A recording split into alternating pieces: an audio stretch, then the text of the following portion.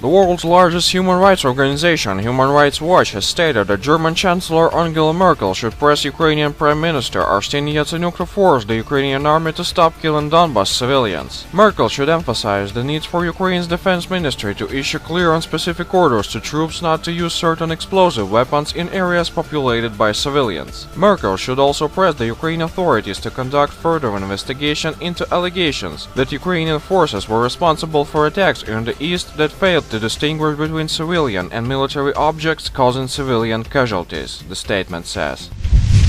Eastern Ukraine is nearing a humanitarian catastrophe as residents struggle to get food and medicine, rights group Amnesty International told Reuters. The UN refugee watchdog added that the elderly in the region could be severely hit by Kiev's policies. While it may be too early to call it a humanitarian catastrophe, it's clearly progressing in that direction, the Deputy Director of Europe and Central Asia at Amnesty International, Denis Krivosheyev, said. Moreover, Krivosheyev stressed that the aid sent to southeastern Ukraine from Russia and other countries, such as food and medicine, is often stifled by pro-Kiev forces that preventing it from reaching those in need, with the goal of starving the population there.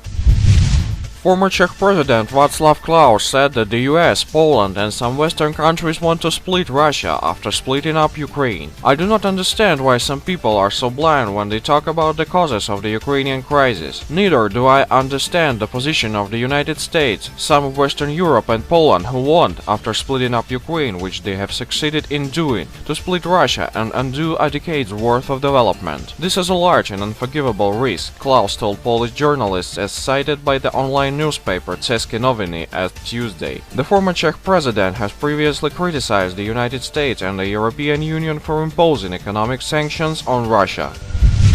Facing tight budgets and shrinking military, the United States said on Thursday it was ending operation at an air base in Britain and handing it and 14 other sites in Europe. Several facilities in Germany would be closed, but overall US troop numbers there were expected to rise a few hundred. Some 500 US personnel would be withdrawn from Lajes Field in the Azores, reducing US troops number in Portugal. About 300 troops would be shifted from Germany to Italy. We remember the United States has more than 64,000 troops stationed in Europe. So, US moves with 300 to 500 troops across the European bases is just a joke. As a result, US propagandists are trying to hide the process of concentration forces in Eastern Europe around Russian border under so-called tight budgets and shrinking military.